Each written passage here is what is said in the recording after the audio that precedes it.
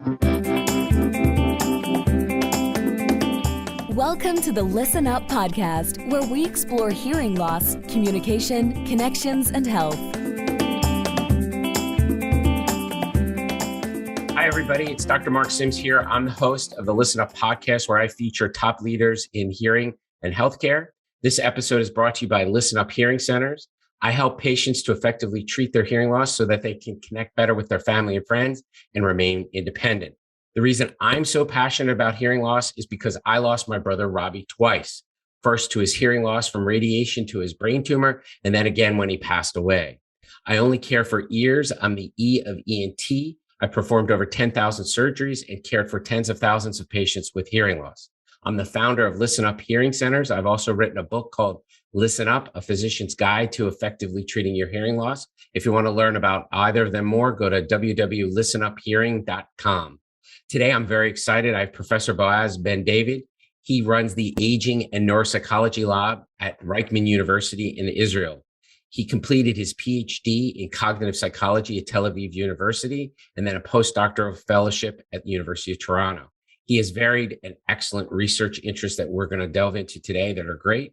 He studies the premise that the reduction in quality of sensory input in older patients will result in less efficient cognitive function, specifically in difficult environments such as noisy restaurants. The complex interplay that governs the perception of emotions in spoken language in unique populations, speech perception in adverse conditions in aging and for second language speakers, promoting better and more valid ways to measure cognition in the elderly.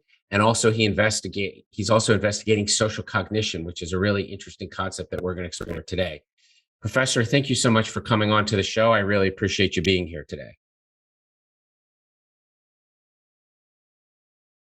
Thank you so much for having me. I'm honored. Thank you. This is great. So tell me about, your spaces, cognition in the elderly and sensory input, which is right in the wheelhouse of somebody who has a passion about hearing loss. But how did you end up in this space? Like, what's your story to you getting to this?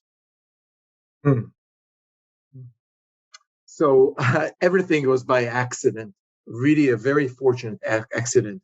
So I did my undergraduate in physics, and my mentor in psychology was excellent. Wow, you can do math. So he took me to do mathematical modeling of attentional systems. That was my PhD. I have to say the topic sounds as boring as it is. There is no lying in advertisement. It is horrible.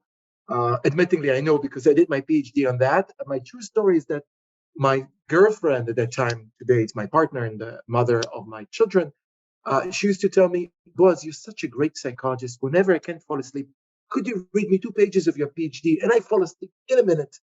And then, I understood I have to change path.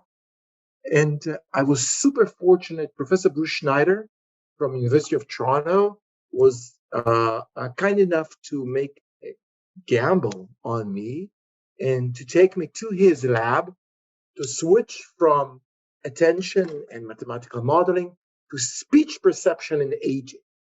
I knew nothing about that. And lo and behold, it has been, 15 years since then. And this is now all I'm doing. I found this topic to be interesting for various reasons. First, it is uncharted territory. There is so much more we can study about. There's a lot to learn. It's unbelievable. There's a ton to learn. Or the answer is how little we understand. Exactly. When I teach students, I teach introduction to cognition and to perception to undergraduates. And I show that in vision, we got this covered. But then when we go to hearing, I tell them, come on, you young, brilliant minds. I want you to be the next generation will give us more answers because we need answers. The second reason I'm so interested in hearing is that I found how fundamental it is for human interactions, how central it is for our self-perception as humans. What is to be human? To interact with another person. And hearing is such a profound part of it. And when people don't even need to lose their hearing, just in aging, to have their hearing impaired, it affects their ability to communicate with other people to such an extent. Studying it seems to be a must. And the third reason is, as a cognitive psychologist, usually my work involves models, sometimes mathematical models. And here, finally, I'm able to actually touch people's lives. You are a medical doctor. Unfortunately, I'm not. However, through this study, I know that I can maybe just a tiny bit improve quality of life for people. And this is valuable for me as a scientist. Yeah, it's great stuff. I really appreciate you doing this work. So tell me a little bit, when people talk about hearing loss, for instance, leading to cognitive impairment, what are some of the mechanisms that people should, when I'm trying to explain it to patients, it's, I'm not sure we totally know, but what are some of the theories of the mechanism of that? Okay, let me try to tell my story. I think my story started in the famous paper by Lindeberger and Boltez in 1994. You know that study? Should I talk about it? Yeah, please. Okay, so it's a classic study, and what they have shown, they have taken people across the ages, and they've tested their cognitive performance in a nice battery of tests, and they found some correlation, of course. But what they did, which was brilliant and unique, they also tested people's hearing and vision. And when you account for people's vision and hearing, you get about 94% of the variance explained. So I don't need to know your age. Just tell me your vision and hearing, and I can guess quite accurately your cognitive abilities, which is unbelievable. Now, there are a few reasons for that. One hypothesis is that, maybe the same brain mechanisms that are responsible for hearing loss are also responsible for cognitive changes. I don't espouse to this version. I rather have the more optimistic version, which means that if you can't hear something, of course it impairs your ability to perform. And remember it, or I'll give you a few examples, but let's start with the simplest way.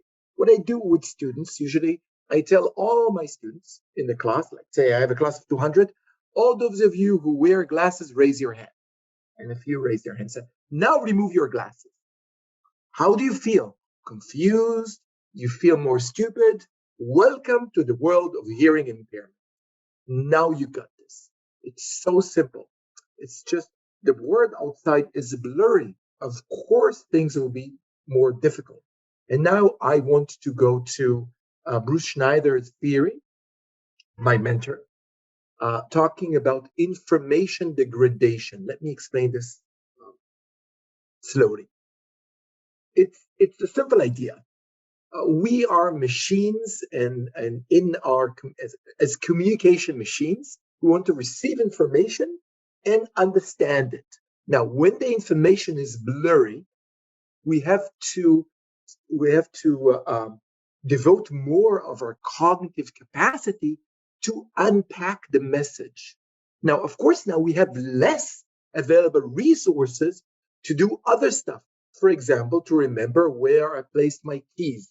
For example, to use my 70 years of experience as a 70-year-old man to do something interesting with the words I'm hearing right now, to use my knowledge, my experience, the sage of the elderly. Of course, you can use all this if all of your battery now is being used to decipher the sounds you're hearing. It is very simple mechanism, at least in my view. Now, what happens next is that I'm doing an internal attribution error. And I'm stealing this from social psychologists. I'm sure you're aware of this issue. Is that I'm saying to myself, it's my fault. Boaz is 48 and he's not as young as he used to be. Maybe I shouldn't go out anymore. Maybe I shouldn't go out to restaurants. Maybe I shouldn't go out to family dinners. I lost it. If I can't understand what people are talking to me, it is my fault. Instead of saying, hey, it could be simply my ears, and there are ways to take care of it. and they are, as you know, as a physician, we can do something about it.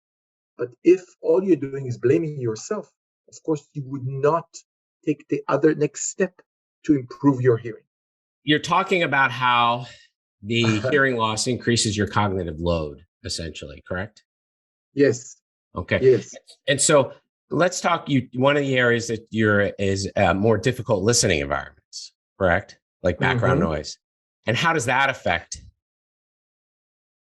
So what we do, we are trying to in my lab with my graduate students, we're asking about the relationship between hearing and cognition and how the two affect each other, and they're interconnected. Like the famous song, "You can't have one without the other," if you remember that show, right? So what we do is we try to either increase the noise and see how much cognitive cost does adding noise have, or what we try to do on the other side is to add a cognitive load. What we mean is, for example, we ask you to memorize 4 digits or to do another task while you're listening. What we're trying to do is to mimic real life. Unfortunately, in the lab, what we're doing is we're doing all this magic around, and we're placing a person in a room with special headsets. The room is clean. He is sitting. He is focused, or she, of course. This does not mimic real life by no chance. So what we're trying to do is to give the participant another task and to see what happened then. And what we see is that differences in cognitive capacity and differences in hearing between people both have an effect on their ability to get information from the spoken messages. And so you talk about cognitive cost, right? Isn't that what you said? Right. And so do you do that in relative cost, or is there some sort of absolute measurement, or how do you measure that? This is an excellent question. So what we try to do in my lab, there are 2 things we do. We're taking a task that it's called digit span. Okay, it's a classic task that sort of shows how much information can you hold in your mind while you're processing. It is similar for me, what is happening right now to our listeners. They have to hear my voice. The sentence started 5 seconds ago, and they have to hold all the words so they can understand the final word, right? So to get the whole sentence, right? Got it. Yep. To get the whole sentence. I apologize. And then the whole passage. So we are testing digit span. There are a few ways to do it. I don't want to bore your listeners. And we see that they're different. People have different levels of digit span. To keep it super simple, how many digits can you memorize? And remember all of them in the correct order. Okay? Isn't that kind of why phone numbers are 7? Phone numbers in the United States are 7. They say because that's what people can pretty much max it. They kind of cap out there. Yeah. I don't know if that's true, but so that's not true anymore. We know that people used to think like that. It has changed. However, that today you don't have to memorize a phone number, right? Who knows a phone number? No, they're in contact, right? We don't know them anymore.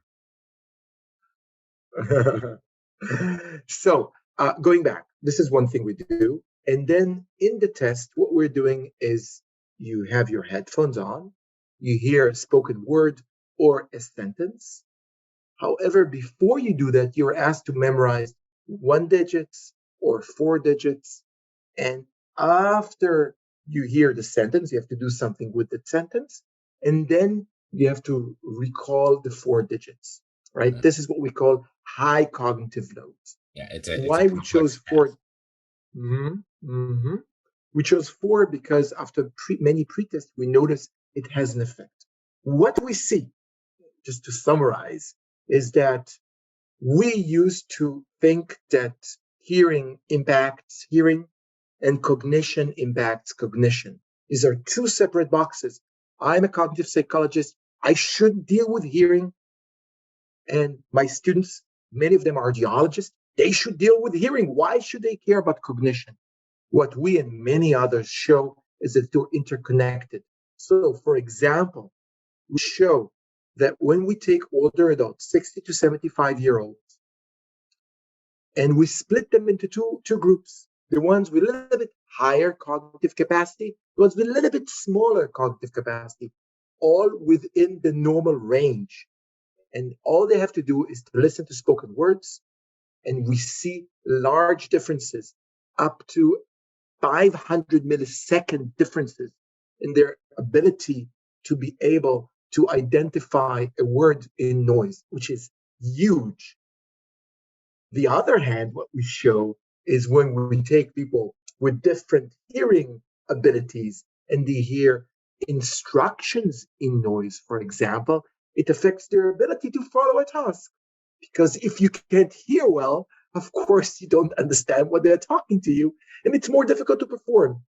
So what I'm trying to do all the time is to convince audiologists and speech language pathologists that they have to be also aware of the cognitive abilities and the cognitive load of the task. What I'm trying to tell my fellow cognitive psychologists, have you asked the person if his hearing is okay? Have you thought about trying to speak up a bit more? Have you measured the noise in your lab?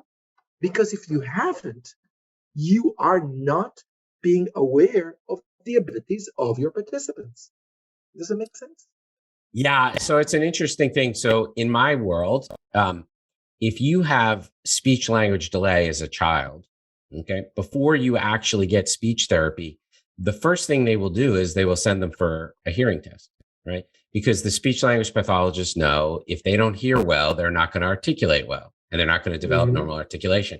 And I have asked some of my colleagues who are in the cognitive space, I actually think it should be the same, right? In other words, before you evaluate somebody for cognitive, you should probably do a hearing test, because why would you expect somebody to be able to perform a neuropsychology test for evaluation if they can't actually hear the prompts or understand it? And so they'll score worse. They might not actually be as cognitively impaired as they believe because they're not able to take the test well. And we understand that with second language, right? I mean, obviously, yes. If somebody is a Spanish speaker and you give them the test in English, everybody knows, well, you're not going to do that well. But it's kind of interesting. And I think for me, one of the biggest things is I really, in my practice, have come to the conclusion that people, patients, and clinicians are not very good at actually assessing people's ability to hear. And so the real answer is just like it'd be like me going, I think you have some high blood pressure. Well, you'd think that's absurd, right? The way we figure that out is we take a sphygmomanometer and measure your current blood pressure. And to the same extent, we are remiss in not measuring people's hearing before doing cognitive evaluation. So I think you and I are definitely on the same page. Maybe if I give you 2 minutes of examples, if I may. That'd be great. About this. That'd be great. I really appreciate it. Okay.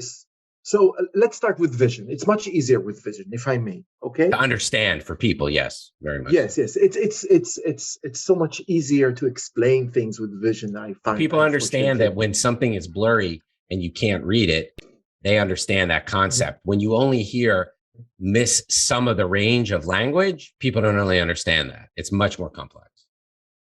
Okay, so I'll tell you a story. It's actually a good story. I was waiting in Professor Schneider's lab in the University of Toronto. It took about 6 months for, I'm using eye tracking to follow speech. It's a long story. However, it took 6 months to get the audiometer and the eye tracker to work together, And in these 6 months, my mentor told me, you know what, young man? You go and read the literature. This is your chance. Go and work. So I read the literature.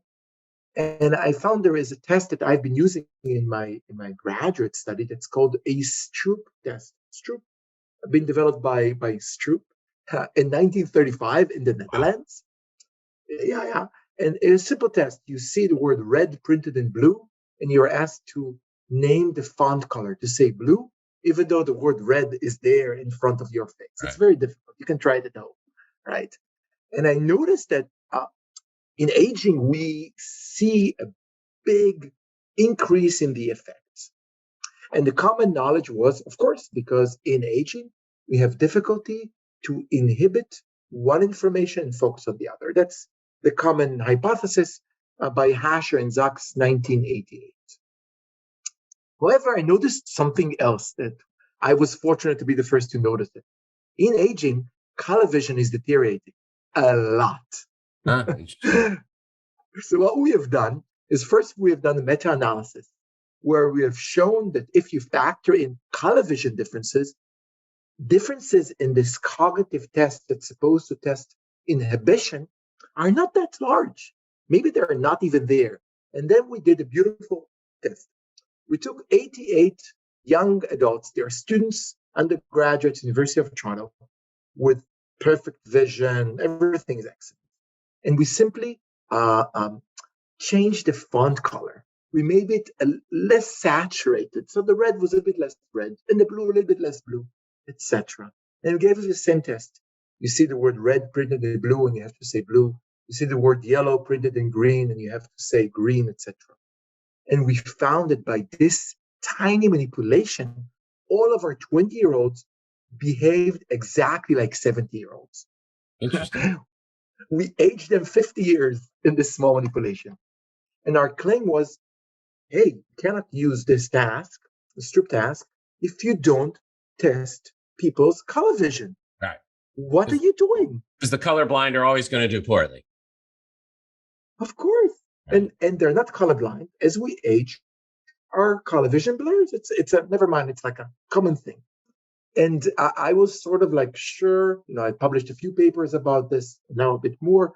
And I was, I'm going to change the world. People are going to stop using this task.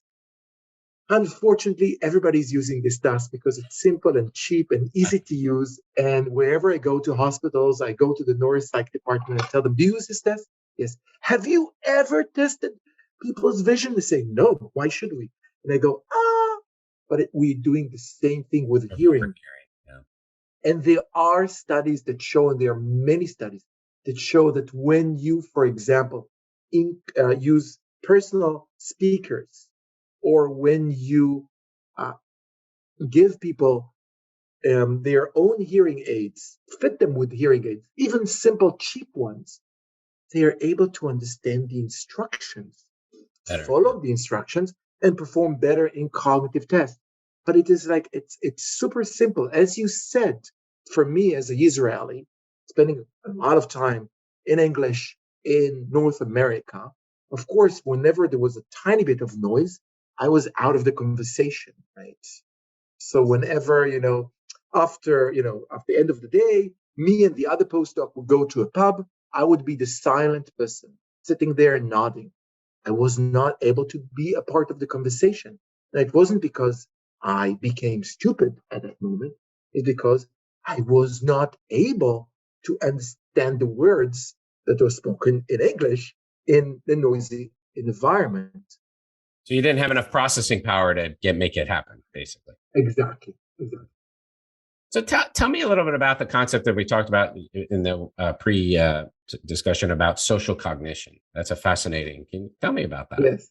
So I'll tell you two stories about social cognition.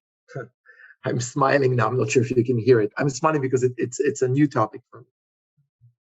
The first thing I want to talk about is stereotype threats. Became fascinated with this about 5 years ago. The idea is in stereotype threat, which comes from social psychology, is that if I'm looking at you and I'm thinking you will fail, you will fail. If you know that I think you will fail, then you will fail, right? And the study, of course, started with African Americans in North America, with women in sciences, of course, right? For example, there's a famous study that you take girls and boys in high school, they do a math exam. The only difference is that you ask them before the math exam to simply mark their gender. And this tiny manipulation was enough to hamper the girls' scores because they felt that they are judged as women and not as students. People.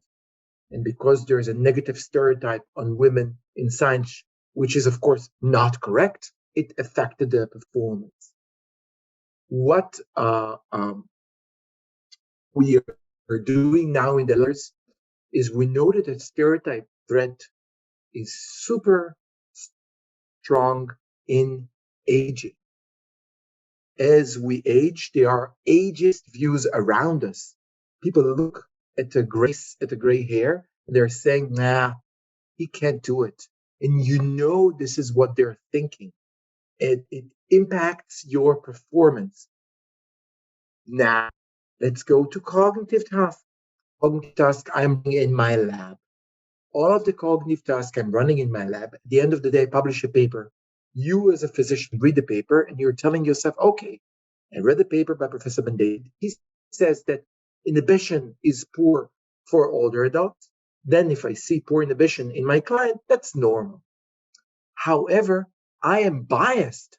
Why am I biased? Because in my ad, when I recruit students, I just say, come to the lab for a study and earn $5.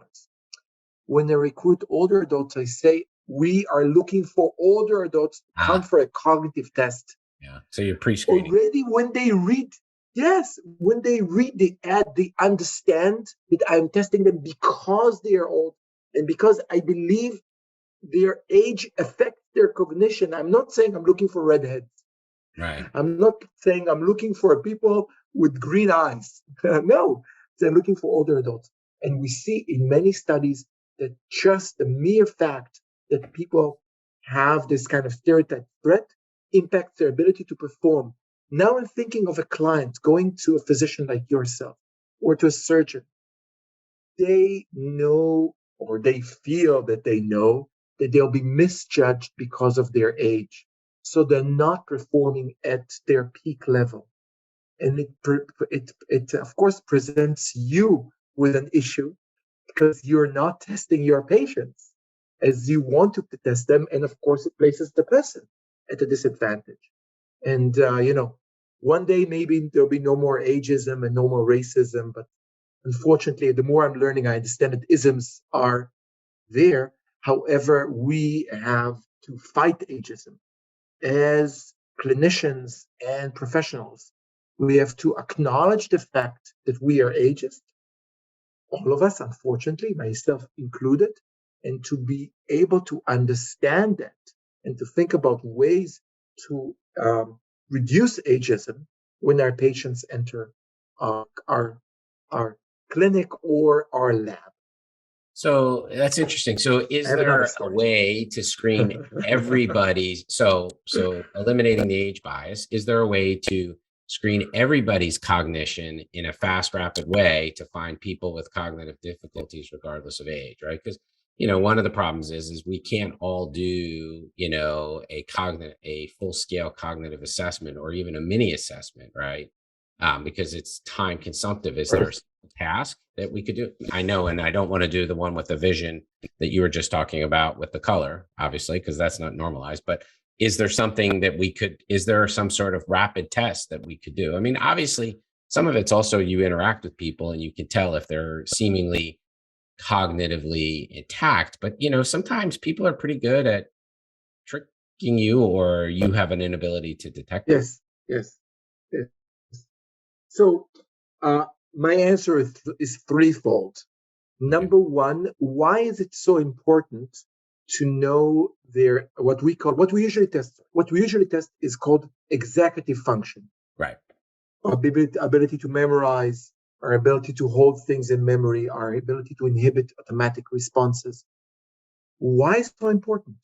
Why aren't we testing the ability of an older adult to, for example, give pro and con to vaccinations in hospitals? Right, Give me your ethics about it. Right, I can tell you that my 82-year-old mother would give a better story than I will. However, in executive function, I'm much better than her.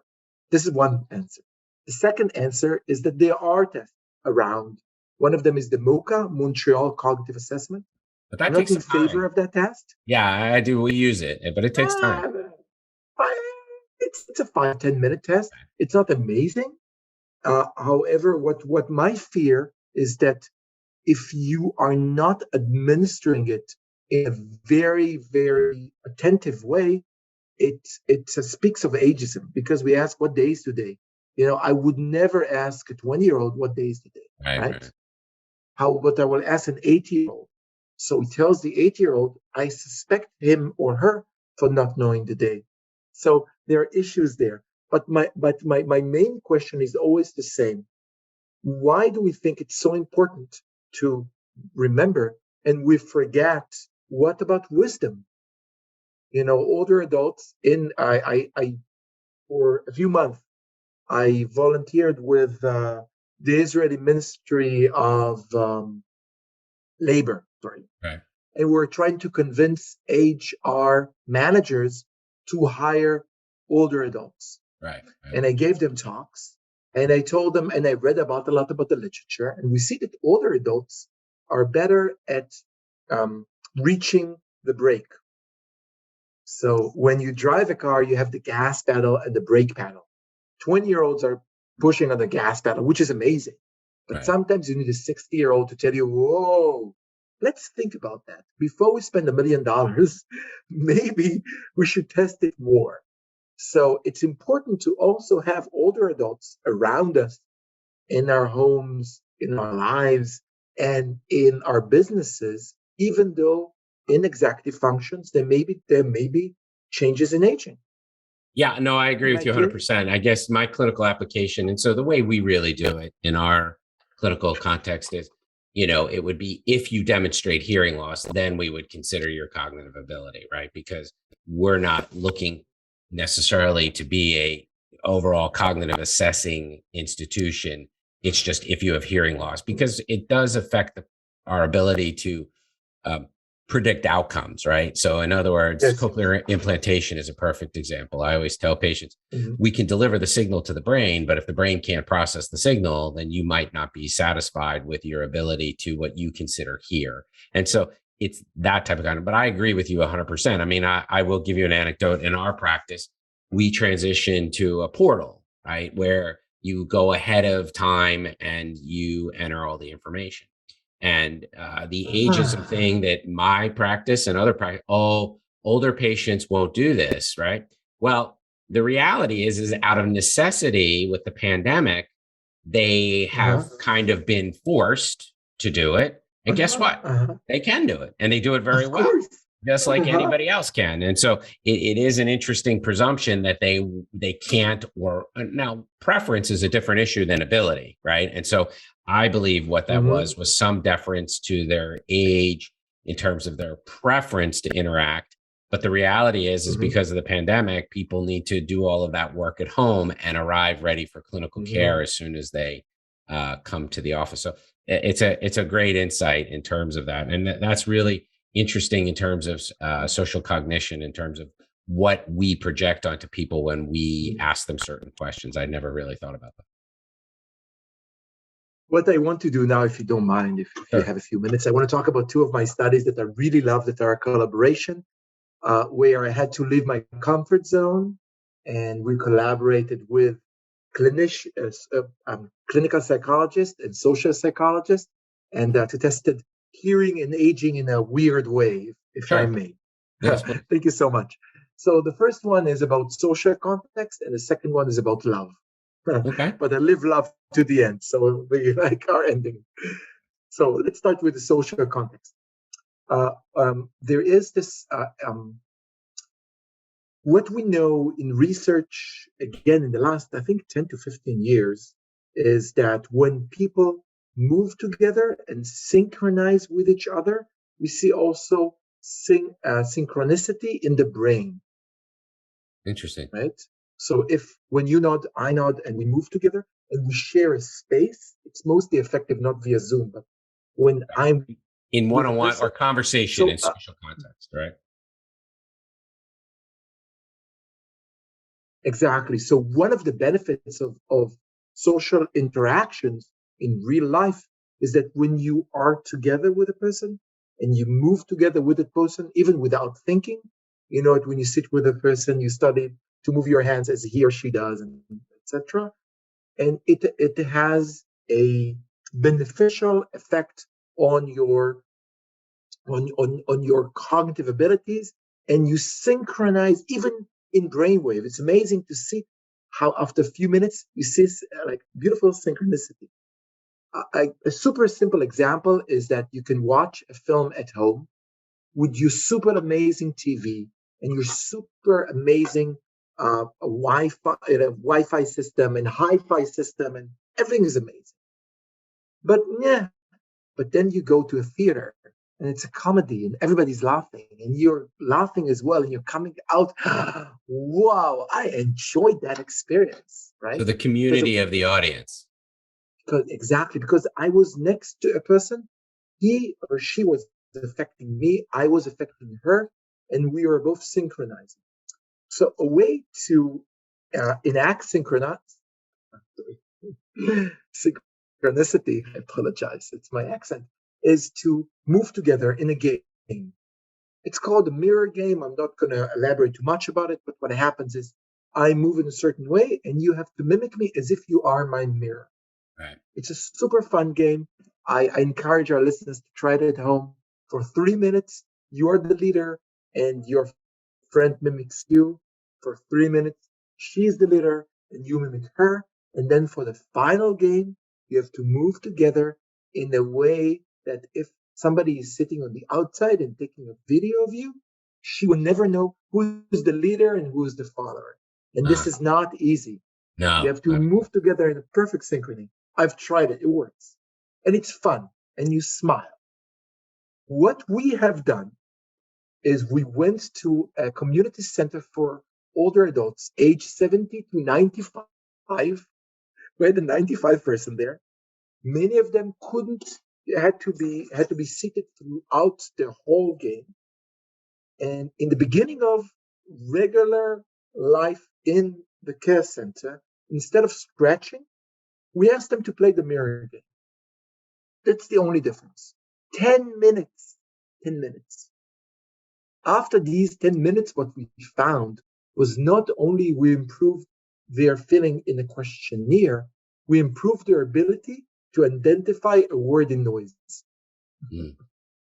So it's kind of like an uplifting of the brain. It's like your cognition is happier and more enjoyable, which makes sense, right? If you're tired or irritable, you're not going to concentrate as well as if you're happy and well rested, for instance. Yes. But it's so simple. All you have to do is to be in synchrony with another person. That's and not great. only do you feel better with that person, and when they ask them, are you willing to go to therapy? If she's your therapist, they are more likely to say, yes, I want to work with her. She's a warm person. I can trust her to talk about my trauma. But not only that, they were also better in their cognitive ability, which tells us about what we have lost in the pandemic when you can't sit with a person in the same room. Yeah. The second study, which is again touches this a little bit, is about love. We call it Safe and Sound. It's just now been accepted for publication, so I really like it. It's a good study because it's a collaboration of an audiologist, a clinical psychologist, a social psychologist, and a cognitive psychologist. We all sat in a room, had a little bit of fight, and we did the following thing. There is a theory in social psychology called attachment theory. The idea, I want to make it very, very short, is that we as mammals have attachment figures. The same goes to other mammals, but in human beings, we see it very clearly. It's, the baby would dare to try to walk when he looks at his father. So my daughter started to take her first walk. She was looking at me. She saw I was there, took a breath, and she tried her first step. But it still happens today as they age. Hopefully they know that daddy is here and they can dare. So I give them some kind of a secure base. What we have done, we wanted to see whether simply thinking about your attachment figure would improve not your cognitive abilities, but your attunement to the world. We had a big fight about what can we do. And I said, if I'm in the study, I want to study hearing thresholds. I want to see if we can improve pure tone audiometric threshold. For listeners who don't know what it means, this is simply what we call a hearing test. Can a person be better at the hearing test? So what we have done, we asked a group of older adults and a group of younger adults to bring us a picture of the face of a person they love, someone you feel you can trust, that makes you feel secure, and who will be available and responsive should you be in need. We call this a secure attachment figure. Okay? That's all we ask. You sit in the room doing your hearing test, pure tone audiometric threshold. And in the session, when you're doing the hearing test, you see in front of you the picture of your loved one. In my case, it was my partner. In another session, 2 weeks, separated by 2 weeks, you see a picture of a stranger or just a gray circle. Make sure there's nothing about the other picture. So again, we have 2 sessions. In one, you see your loved one. In the other, you see a gray circle. It's in front of you. You have to touch it all the time, never mind why. And we're testing your hearing. Outside the room, we had an audiologist, registered audiologist, who was not aware of what's happening inside, with to block her view. And it was a crazy apparatus to make sure she's not affected. And we were able to improve hearing by 2 decibels, both to young adults and to older adults across the hearing range. So you hear better when you're happier. I don't think it's happy. How about love? When you're around somebody you love? Yes. I think, there's a reason why I think this. Right. There's good theory behind it, that when you know that you are loved and there is a person you can trust, you're able to sort of get outside of your shell and you can even hear better. Yeah. Now that we know how much hearing is important for communication, we understand how much it is important to have around you even a picture of that person. In many cases, for older adults, this is not their partner, because in many cases, unfortunately, she or he has passed away. But so it's what a we do is or somebody. Yes, exactly. We tell them, have the picture of your kids next to you. It's good for you. Demand from your kids to send you current pictures to your phone. Have the picture on your phone. That's great. It helps us feel in a different space, even in days of COVID, when unfortunately your kids can't visit you because they worry that they may infect you. Right. So if I want to finish with an interesting, like a nice final sentence, is that love is important, hearing is important, and cognition is important, and it seems they're all interconnected.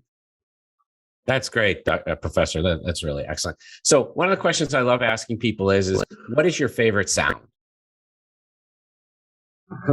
I have 2. Okay. One of them is, of course, the sound of my daughters when they tiptoe into our bed in the morning, like on the weekend. Like, tick, tick, tick, tick, tick. And the other sound is the sound of an espresso machine. I love coffee. Oh, that's great. You know, the espresso machine? Yeah. Well, this has been a great episode. Professor, if people want to get a hold of you, how would they get a hold of you? LinkedIn, or what way would you want them? Could they, if they want to ask questions? So I would give my email. I have no problems with that. Okay. I would simply give my email. Feel free to email me. I'll be super fascinated. Your email address? Go ahead and tell them. It's boaz.ben.david. That's boaz.ben.david at idc.ac.il. idc.ac.il. That's my university. Great. This is Professor Ben-David. This has been awesome. I really have enjoyed this topic. Thank you so much for coming on Listen Up today. Thank you for your time. Really fascinating topic. Thank you so much. Have a great day. Thank you for having me. I enjoyed it very much. Thank you so much. Thanks for tuning in to the Listen Up podcast. We'll see you again next time, and be sure to click subscribe to get updates on future episodes.